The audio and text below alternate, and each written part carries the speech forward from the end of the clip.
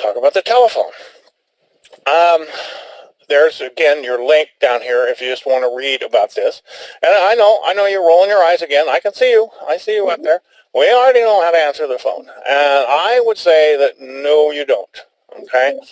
What if I could give you a little package here that would double your new patients without spending a dime? Would you be interested? Okay? That basically is what I'm talking about. Okay? You know G.V. Black. What you probably don't know is here is his receptionist, Gertrude. And Gertrude started answering the phone for G.V. way back when, and nobody ever taught her how to answer the phone. She just kind of did the best that she could. And remember that early slide where I said, the person at the front desk was taught by the person at the front desk before and so forth? Well, everything kind of goes back to Gertrude. That's what, geez, we're still answering the phone the same way. We got to change. So let me tell you the V-Slicer story. Linda, do you want to tell them the first part? Oh, gosh. Okay. About 25 years ago, my husband said, hey, we won a free ski trip to Tahoe. So we're going to Tahoe next weekend. So I told Bruce, hey, I've got to be out early that Friday. We're going to Tahoe. Free ski weekend. Bruce goes, wait a second. You better go ask your husband. I don't think it's free. Well, I came back the next day and they said, oh, okay, it's free. We just have to listen to the timeshare little spiel. Bruce goes, oh, boy. Okay. Been there, done that. He goes, okay, this is what you do. He goes, you sit down, you cross your arms and say, we have no money. Okay, we have no money. He rehearsed me. Okay, so the Monday when I came back, he says, how was the weekend? I said, great. It was so much fun. We decided to buy a timeshare. Bruce made so much fun of me. Oh, my God. All that training I did for you, and you couldn't listen. You didn't listen. So I mean, until I did. I teased her for 6 months until I listened to an infomercial on a Saturday morning for a little device called a V-Slicer. And you've seen these things. It slices and dices. It does all sorts of things. You can't be without this thing. So I called up, but I didn't buy a V-Slicer. I didn't buy 2 V-Slicers. I bought 3 V-Slicers because the woman said these make great Christmas gifts. Now, this is July, but she was right. Okay, so Linda got one for Christmas, my brother-in-law got one for Christmas, and I got one. And I don't think any of those were ever opened. Nope. The point is that the people selling the timeshares and the woman on the phone selling the V-Slicers, I don't know where they went to school to learn this stuff. But they were good. They were trained. They knew how to handle objection. They paid attention, yes. They paid attention, okay? And that's what we need to do, maybe not to this degree, but we need to understand how to answer the phone so that we can sell the V-Slicer. In our situation, though, the V-Slicer really is that first dental appointment. So when we got a new patient on the phone, we need to get the obstacles out of the way and schedule that first appointment. Get them in the office. All right, here's an obstacle that Gertrude came up with. It's a little telephone slip that asks for way too much information. If you're using these things, throw it out. Okay, we got a better one for you. We need to change, in today's world, we need to change the way we deal with the telephone. We've been doing it the same way since TOG, time of Gertrude. Okay? How are we going to do it? Okay, first of all, let me show you this little study. It was kind of interesting, done by the Scheduling Institute. They are real big on training you, your staff, how to answer the phone. We're going to talk about the same things. We've got even a better spin on it here in just a second, and our way is free. But what they found out of 12,000 phone calls is that 35% of the time, the telephone was not answered. It went to voicemail. Okay, keep in mind, new patients do not call back. So one of your strategies needs to be to figure out a way to answer the telephone more often, to increase the importance with the staff of that telephone. We'll deal with that in just a minute. The other thing down here is only 4% of the time did the staff try to schedule an appointment. Oh my God. Can you imagine going to a timeshare presentation and not having them ask you to buy a timeshare? That basically is what's happening here. Okay, we can't do that anymore. That's the way Gertrude did it. Okay? So, mention this. So one of your little homework here is to figure out how you can answer the phone a little bit more often. And you can brainstorm with your staff around here, but understand that that's really very important. So answering the phone needs to be the highest priority. You need to get the obstacles out of the way, and you want to make sure everybody in the office understands the importance of that new patient phone call. So what is our magic that we're going to do here? We're going to do a checklist. Oh, what a surprise. Okay. We have a pad of these at every, and this is half of a 6.5 by 11 piece of paper.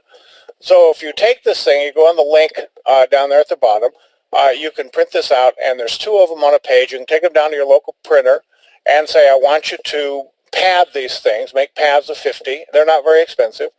And you have a pad of these by every one of your telephones, and every person in the office is trained to use this checklist. All right, so let's look at it for just a second, but then also I want to be sure to tell you, just like your other checklist, now this is not true with all checklists, but these 2 checklists that we're using so far go to the doctor. Okay, so at the end of the day, the staff scores themselves on this call. They should really do that right after the call. And they put the checklist on your desk. Okay, we've got to have some accountability for this, or it's not going to happen. Exactly. So here's your checklist. Smile and be enthusiastic. That kind of goes without saying, but it certainly doesn't hurt to put it on the checklist.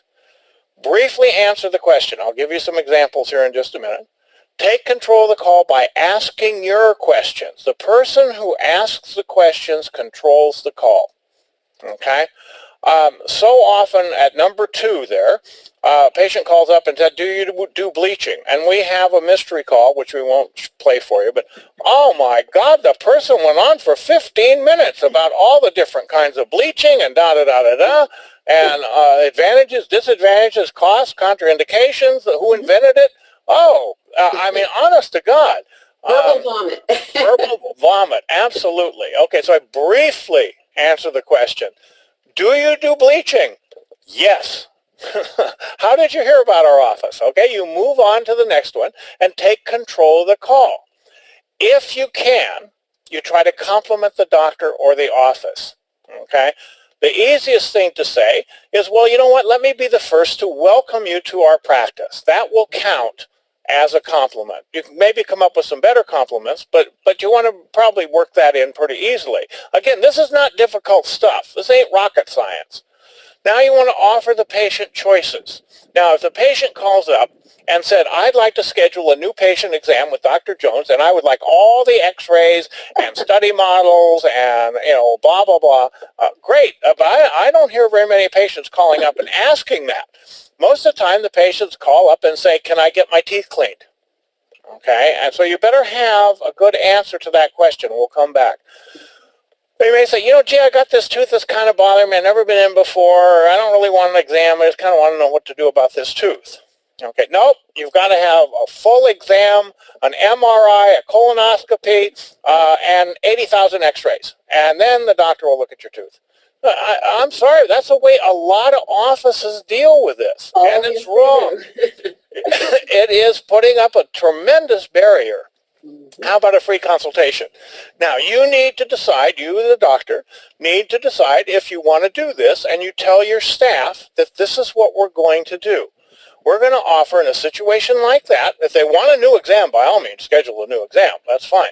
But if they just kind of have some questions, they're not sure, they're a little bit vague, how about offering them a free consultation? Why don't I get you in to see Dr. Jones? She can take a good look at your tooth and let you know exactly what your options are, and we can tell you exactly how much it will cost and how much your insurance will pay if you have insurance before you leave at that appointment. And here you go. Are there times of the days or days of the week work better for you? That little phrase needs to roll off the tongue of everyone in your office, just like that. I mean, they need to be saying that in their sleep because you use that all the time. You're scheduling their next appointment from the operatory, obviously, and you say, are there times of the days or days of the week that work better for you? Okay? Front desk on the phone, I don't care who it is, but that rolls off your tongue. Always give people choices, all of them yours. Okay? So, you need to talk to the staff about, are we going to do free consultations? You don't want to do it, don't do it. Okay, I think it's important. I think it works. How about a new patient exam? Do you have a new patient special? We'll come back and talk about that. How about just a prophy? We'll come back and talk about that. Are there times of the days or days of the week work best for you? Okay. All right, so now we got the patient talked into the appointment.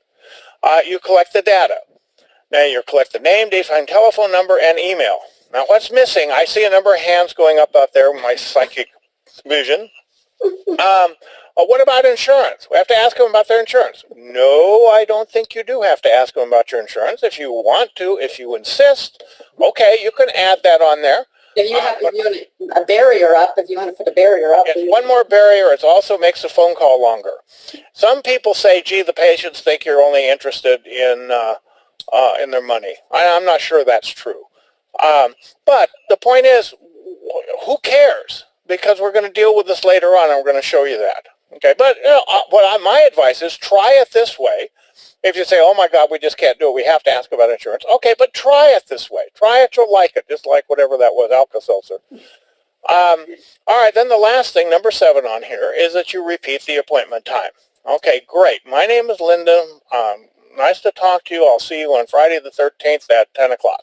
Okay? If you have any questions in the meantime, please be sure and call me. So, you grade yourself.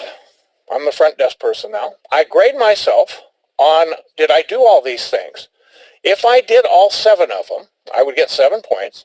If I made the appointment, I get 3 more points.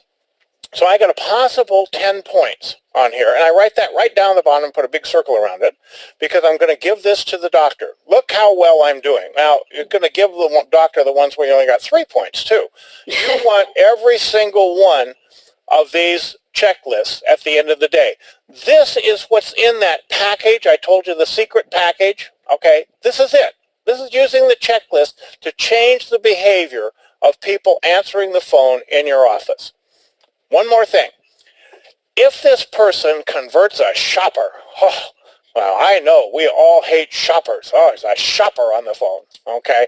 No, we love shoppers. And if you can convert a shopper, you get double points. Okay. So now instead of only 10 points, you get 20 points. Well, what difference does it make? Because what do I win? What do you win? That's right. Well, we keep track of these things. You got your name on there. And so Linda at the front desk answers the majority of phone calls. And she averages 8.5 points. Okay, because we're going to average all these things. Terry, who works in the back, only answers the phone once in a while. So she answered the phone, but she converted a shopper. She made the appointment, she converted the shopper. She only answered the phone once in that week, but she got 20 points. She trumps Linda. She wins. So everybody, even the hygienist, even the hygienist can win. Okay, everybody is trained to use this checklist. This literally, answering the phone correctly and using the checklist will double your new patients. Oh, no, it won't double. We already answered the phone right. I know. I've heard it before. But believe me, this really, really works. Okay? The magic is in the checklist. And that's what the Scheduling Institute does not have.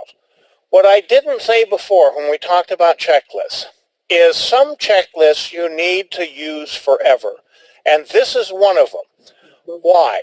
Because, you know, what happens when people don't wear the retainers after they do ortho? They crack up. They relapse. When people stop using checklists, they relapse. They'll go back to answering the phone the old way. Happens all the time. And if you read the reviews, you'll know because your schedule will be. Yeah, that's right. Suddenly you don't have as many new patients.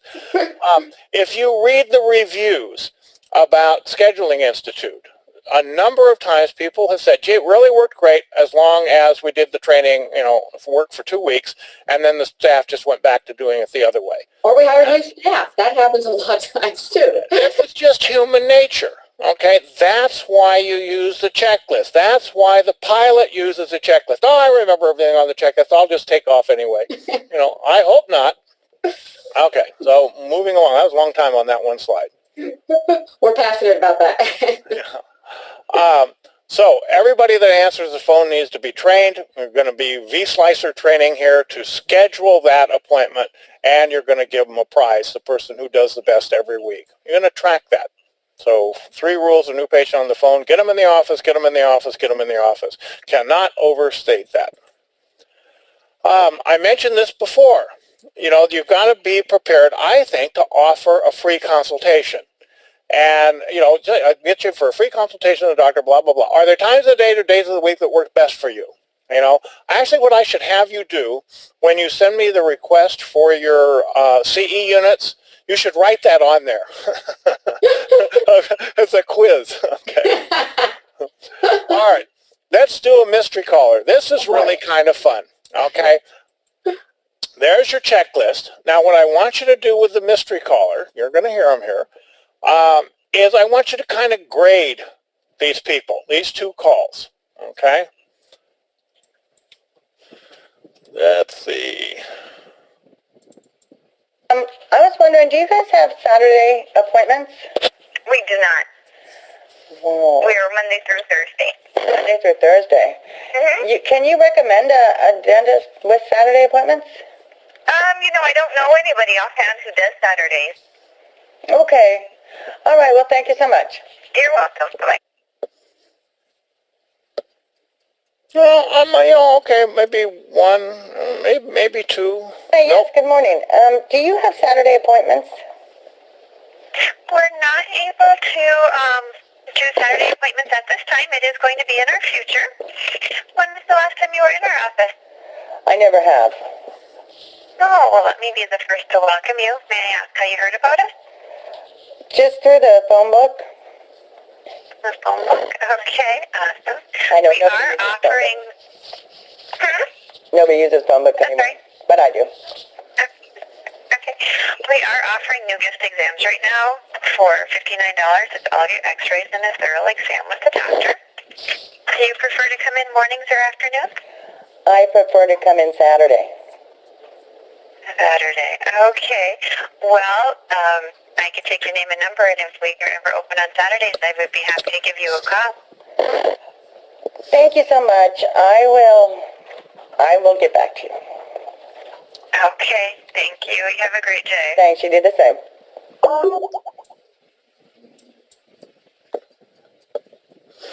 Okay.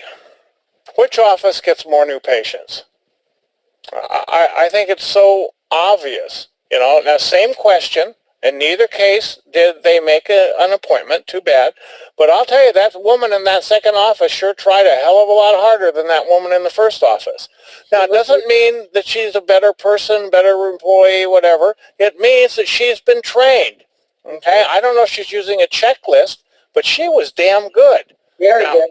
if your office answered the phone like that second office, don't you think you'd have twice as many new patients? I can tell you for a fact that when we look at this, that you don't know when you're going to get that call. And you also don't know when the patient who comes in as a result of a call doesn't really need any treatment, too bad, but their next door neighbor needs treatment, and they referred that person to you, and that's the $10,000 call. So, telephone is an extremely important management tool that unfortunately we have kind of overlooked in the past. So we solved that problem, hopefully, with our use of that checklist. I mentioned the shopper before. The problem with shoppers, and the reason that staff is disparaging of them, is because they've never been trained to convert a shopper. Now, a shopper is a buying signal. Okay, they're calling you on the phone. The problem is that a shopper, the definition of a shopper, is they're asking about price. The problem is they don't know any other ways to judge your office. What are they going to say? How good are your margins? They don't know. So they ask about price. So what you need to do is to deal with that using the checklist. And so we'll talk about that a little bit. This is kind of my most fun part of the course. Your most fun thing to do, eat cookies. Yes, they eat cookies. Unfortunately, I don't have any cookies. My buffet didn't have those on there. But what we're talking about are frequently asked questions, and you need to have a list of frequently asked questions with the answers for your office. Now, the questions that your office gets may be a little bit different than the questions that my office gets. My guess is they're really not very different at all, and so we're going to deal with some of the common ones. In the handout, there is a list of the frequently asked questions for Dr. Jones's office, and what you need to do is go through and answer them for your office. You and the staff need to sit down as a group during a staff meeting and answer these frequently asked questions, write down the answers, and make sure every person who answers the phone in your office knows the answers to those frequently asked questions. Usually there's at least 10 of them. Now this includes the hygienist. The hygienist should be answering the phone. If she doesn't have a patient, there's no reason why she should sit in there and do her nails. Again, this is not to engender good feelings from the hygienist. If you answer the phone right, she'll always have a patient. Yeah, that's right. Okay. But everybody in the office who answers the phone, which pretty much should be everybody in the office with the possible exception of the doctor, should answer the phone, should be trained on the use of that checklist, and should have memorized the responses to your frequently asked questions. All right. How much is a crown? This is a shopper. Oh my God, a shopper. They called up, had the nerve to ask us how much is a crown. Okay? So what do you say? How do you respond to this? You say, we don't do very many crowns. In most cases, our doctor tries to do an onlay, which is less expensive and doesn't remove as much of your remaining tooth. Oh, now nobody's ever told him that before. Do you do any onlays? Maybe sometimes. When does an onlay become a crown? I don't know. You got to work out the semantics. I'm just telling you, here's an example of a way that you can answer the question differently. But I'm not done yet, okay? This means there's less chance that you will need to have a root canal, okay? And you got to say just like that, okay? And then the cost depends on the number of surfaces and blah, blah, blah. There are times of the days or days of the week work best for you, okay? This is a different response than that patient ever heard before. Now, if you want to make up another response, that's fine. Okay, so what's the patient do? Oh my God, get me in for a full mouth exam and colonoscopy and everything. No, they ask you more questions probably. And if they really want to pin you down as to how much is a crown or how much is an onlay, so you can quote a range of fees. Do you do a one surface onlay? Could you do that? I don't know. Or a two surface onlay or a three surface onlay. Give them a low fee. So it can range from $100, no, don't go that low, to $1,500. Are there times of the days or days of the week work better for you? Okay, answer their question, answer the question briefly, take control of the call, and then hopefully schedule them an appointment. Oh, another one. Now, I already pointed out to you, this is not a surprise, that I'm psychic, okay? And unlike Captain Picard, though, I don't have to wear one of those gizmos on my head.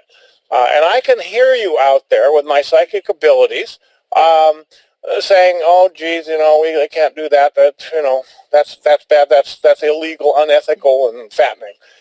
No, it's not any of those things, okay? Can the patient come in just for a cleaning? And again, you need to talk to your staff about that. Listen to what I have to say. I think the correct answer is yes, okay? Now, let me ask you, are there times when a cleaning is contraindicated because it would harm the patient? I don't think there are. Well, the patient's got 6 to 8 millimeter pockets, they need to have perio, it's not the right treatment. That's true, I agree, but is it going to hurt the patient? This is what the patient's asking for, okay? A prophy to get off the supragingival calculus and remove the stain. Is that going to hurt the patient? No. Would it be absolutely the best way you'd sequence the patient's treatment if you saw him for a new patient exam? No, maybe not. But, if this is what the patient wants, why don't you give it to them? Why don't you get the obstacles out of the way? Okay, well, doctor's got to see the patient. That's true. I agree with that. In California, that's especially true. So what you do is schedule the doctor for the first 5 minutes of the appointment. So he or she can go in, the hygienist is seated the patient, can go in, go over the medical history, make sure they do have teeth in there, so they need to have a cleaning, okay, and then turn them over to the hygienist. And the hygienist says, oh my God, you got 6 to 8 millimeter pockets, da-da-da-da-da. I'm not saying keep this stuff a secret, but it doesn't mean the hygienist can't do the prophy while she's actually talking to them about their condition. How about that, instead of her last summer vacation? Hygienists play a very significant role in the practice, but usually what they talk to patients about are their last vacation or the patient's last vacation or their kids, and I think that's all fine. I agree with that. What I ask, the only thing I ask, is that they spend 5 minutes, no more than 5 minutes, the patient doesn't want to hear a 60-minute lecture, 5 minutes talking about the patient's oral conditions. Okay, so yes, I know she can't diagnose, I know. But she could say, boy, you've got some pretty deep pockets here. The doctor really needs to look at them. We can get you back for an exam, blah, blah, blah. And then what'd you do last summer? Okay? Just talk to the patients briefly about it. But the doctor does need to see the patient at the beginning of the appointment, but that's not a difficult thing to schedule. Excuse me, Bruce. Yes. We have questions. Is this a good time? Since yeah, if it pertains to this, or that's fine. Yeah. Okay. Well, this is okay. So let's say the office is open, well, it's not the cleaning part, but this office is open Monday through Thursday, and you said that the new patients do not call back? Right. How do you handle calls to the office when the office is closed? Yeah, well, that's a really good question. And you need to talk to your staff about this a little bit. Can the staff maybe come in on Friday to do something else? Well, they don't want to work 5 days a week. You hired them for 4 days a week, so that's difficult. Next time you hire a staff person, though, my recommendation would be that you hire for 5 days per week. And, let them understand they're going to be in there on Friday. They can clean the office. They can recall patients. They can answer the phone. There's an awful lot of things. They can bill insurance. There's an awful lot of things that staff can do on Fridays that are very productive things besides answering this call. That's one answer. Another answer is a little bit later on, we're going to talk about the virtual front desk. And nowadays, you do not have, of course, obviously we've had answering services for a million years, and then they went away and we all went to answering machines. But now you can do a virtual front desk, which is kind of similar to the old answering service, except they have access to your computer and they can actually schedule appointments for you. Now, this might be your front desk person who's working at home. It's got a computer. She can come in. Okay. It might be somebody who provides this service for you. But there are ways to get around that issue. That deals with the Friday question. How about during the day? Okay, so you're closed for lunch for an hour and a half. Who picks up the phones during lunch? That may be a very popular time for the new patient to call because the new patient's working too and can't get away to make a call to the dental office at lunchtime. Except at lunchtime. So, again, a very good question, and there's different answers to it, and I think this is something you definitely want to brainstorm with your staff. So, got any more questions, Linda? Okay, good. Yeah, this has to do with Yelp, though. Are you going to talk about Yelp a little bit? Yeah, we're going to talk about Yelp, so why don't you hold on to that when it gets there. Okay, yeah, good. Yeah, okay. Yeah. Thank you. Okay. We talked about this before, too. How much is a new patient cleaning? Okay, we established they can come in if they only want a cleaning. Yes, we can deal with that. But would it be better to say, you know what, I can get you in for not only a cleaning, but also a complete exam with the doctor and all your digital x-rays. If you take digital x-rays, make sure you say digital, all your digital x-rays. And we have a new patient special for only $59, $79, whatever. I don't know, whatever you decide. Okay. This office, I'll show you their website a little bit later on, has this little special right there on their homepage. I really like that. And you can charge more than this $59. I'd suggest that you don't lowball it and charge $1, because then you're really going to get people, the problem with those coupons and stuff, those people don't come back. Your strategy is to get the people in the office some way, even if it's with a $1 coupon, and then wow them with your customer service so they don't want to leave. Okay? It's much, much harder, though, if you're doing this with a $1 thing, because those people have a different mindset. But 59, 79, 109, I don't know. I think that might work better. Do you see children? Oh, yes, send that little nipper in there. Okay, so that guy can go to the pedodontist. I won't argue about that. But those of you who've been in practice for a little while know that the kids come in first, then mom, then dad, and then the grandparents. So my suggestion is gas the little bastards. If they need very much treatment and you don't want to do it, okay, then you can send them off to the pedodontist. But, an awful lot of the time, the kids don't need anything except a little prophy. And, of course, the doctor has to remove the supragingival calculus, but then the chair side, the RDA, with coronal polishing, can do the rest of the prophy. Okay. Kids are a great practice builder. You want to get to yes. Got another slide. When the patient comes in and says, do you do implants, snore appliances, bonding, left-handed inverted back action root canals, whatever the hell that is, flights to the moon? Yes, we do that. Okay, yes. Get to yes. Okay? Get them in the office, find out what they're really talking about, and then see how you can deal with that. Well, we don't really do implants in our office, but will you restore the implant? Most dentists probably will. So great, we have the implant surgery done by our local oral surgeon, periodontist, endodontist, everybody but the pedodontist is doing them. And then we restore them. So yeah, technically you do implants. You want to get to yes. I mentioned this before. So you try very hard not to say no to a patient about anything. It's a negative word. Try to get to yes. This is my favorite one. I talked to this about this a little bit before. Do you take my insurance? Okay. Yes. We take any insurance that does not require you to go to a dentist on a list. Okay? That's a true statement. Your office will take any patient and any insurance that does not require them to go to a dentist on the list. Doesn't mean you participate with that particular plan.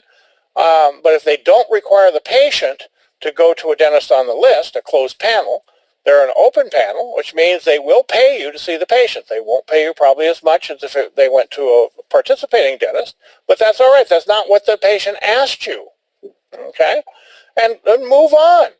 Let me be the first to welcome you to our office. May I take control of the call? May I ask how you heard about our office? Okay? Don't get so bogged down on insurance. Verbal diarrhea. Oh my God, we're going on. Let me tell you all about dental insurance and back in 1954,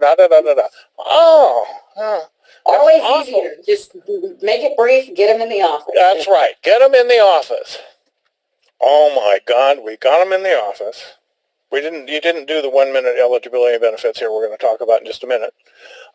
We did an exam and their insurance won't pay us. Oh my God. Okay. Donald Trump really needs to get a little bit better crowns, okay, in my humble opinion. Okay, anyway. Look at his hair. Look at his hair. So yeah, I know, it matches his teeth. Okay, this is not the end of the world. You shouldn't get fired over this. How do you handle this? Well, first of all, I don't recommend that you do this every time, obviously. But when you do, let's make a little lemonade out of those lemons, okay? The doctor. Not the staff. Now, you just did a full mouth series of x-rays, colonoscopy, an MRI, and a complete exam, okay? The doctor goes in and says, you know what? Your insurance will not allow you to come to our office, okay? Will not pay us to see you. Oh, that's so sad. If there's anything we can ever do for you, please let us know. Here's all your records, okay? And give them their records, digital or otherwise. You're obviously going to keep a copy of them. Here's all your records, and of course, there's no charge. Whoa. What? Oh my God, you gave away an exam. Okay, what's that patient going to think? He's going to think you're wonderful. Now, is she going to sign up and come to you as a cash patient? Maybe not very likely, but is she going to tell her neighbor about you and her friends? Quite possibly. That doctor was so nice. That office was so nice. Well, you know what? I'm looking for a dentist. What's his name? Does that happen? Absolutely. You know, getting a new patient is worth so much to you. If you give away a free exam now and then, big deal. Okay? You know, remember the $10,000 phone call? It's kind of the same thing here. So here's examples of your frequently asked questions. We just dealt with some of those. We got some more of those that are in the handout. Using that checklist, again, it's magic. It's magic. Yeah. But you got to do it. How do you get good at something? So this guy didn't get to be a champion swimmer by smoking dope. He practiced and practiced and practiced. And that's what your staff needs to do with those frequently asked questions, to sit there in a group, and the doctor can be the patient. It's kind of nice if the doctor gets to answer the phone too, just for kind of fun. But you work your way around the group, going through, rehearsing. You rehearse those frequently asked questions. Okay? You got to wow them with your practice and with your people. No, can't do it. Won't work. Won't work. Okay? Okay, which of those offices is going to get more new patients? Pretty easy. Pretty obvious to me. So, how did you do it? What's the magic? You're going to use the telephone checklist. That's the magic. And then you're going to follow up with mystery callers. Now, I played some mystery callers for you. In the book and in the handout, there's a link to a little gadget for $100 that you can clip on your iPhone, and will record the calls for you. And so you've got to have a different caller for each call. Okay? So your friend that's a dentist down the street, across town or in another state, can call your office, and your staff can call his office, and going back and forth, and you record those calls. Now, you need to be sure that you tell your staff that some of those calls are going to be recorded. Okay? That's in California, that's required. Both people on both ends of the call need to know it's recorded. Well, the person who's making the call and recording it obviously knows it's being recorded, but you need to tell your staff, we're going to have mystery callers. And then you play those calls back at staff meetings. Staff meetings, let me tell you, that'll make sure that they pay attention. If you don't do this, you know, what you're going to find is people, I hate to say it, but people will forge their checklists. Okay? So you can now compare the checklist to the actual phone call and say, Lulu, you checked everything, you gave yourself a 10, but that doesn't sound like what that happened with that mystery call. You do that about once, and it'll never happen again. Okay, is that hard to do, to confront somebody? Yeah.